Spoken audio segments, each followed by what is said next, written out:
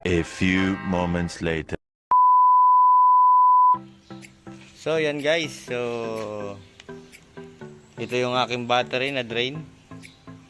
Medyo matagal siyang na-stock, almost a month.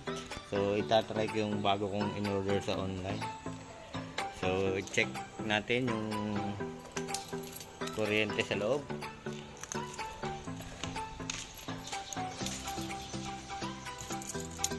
So yan guys, check natin.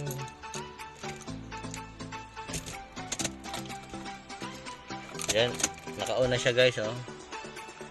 Naka-on na siya pero wala siyang reading dito sa dead yung ating battery.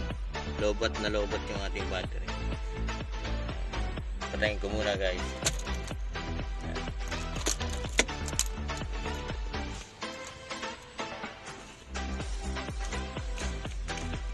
So yan guys, itatry ko rito ngayon yung aking nabili online guys. Kuha nga ng aking aking assistant. So guys, ngayon susubukan ko itong aking bagong na order online. Ito yung tinatawag na multi-function jump starter. So tetestingin ko siya kung gaano siya ka 100% legit. So ito siya guys, yan. Ito yung back niya, yan. So titingnan ko yung laman loob, yung laman sa loob.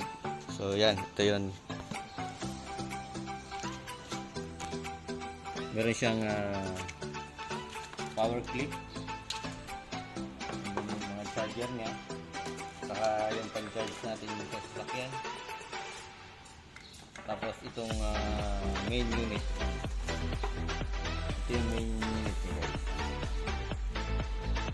Tapos ito yung meron pa para siya sa mga cellphone. Ayan. So itatry ko siya ngayon guys kung gano'n siya ka-effective. So yan guys, ito yung ating testingin. So ito yung pinakang power nya, power on, main power. Tapos ito yung power. Yan, 12 volts. 12 volts siya guys. So dito natin i-insert yung ating cable ng jump starter. Try natin yan guys. So yan. May indicator naman siya ng positive and negative. So magkaiba siya, isang circle at saka isang medyo circle na may triangular dito. So ito, tapos naman dito naman yung saksakan niya guys. May circle and triangular dyan. So ganito natin siyang isasaksak.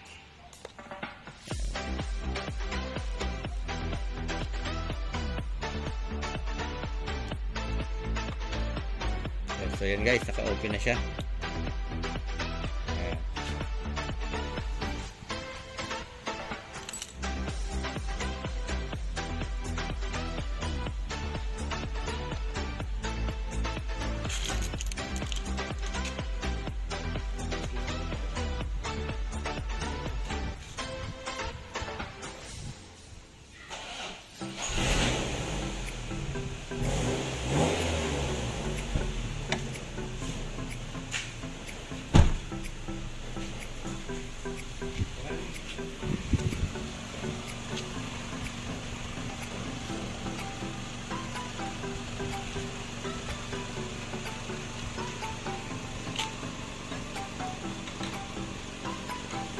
So guys, para sa akin malaking tulong tong nabili ko online na to na multifunction na car jump starter.